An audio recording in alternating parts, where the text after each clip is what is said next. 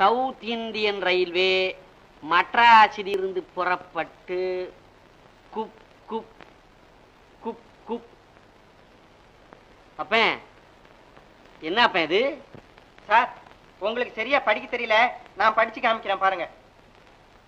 south Indian railway மெட்ராஸிலிருந்து புறப்பட்டு குப் குப் குப் குப் குப் குப் குப் குப் குப் குப் குப் குப்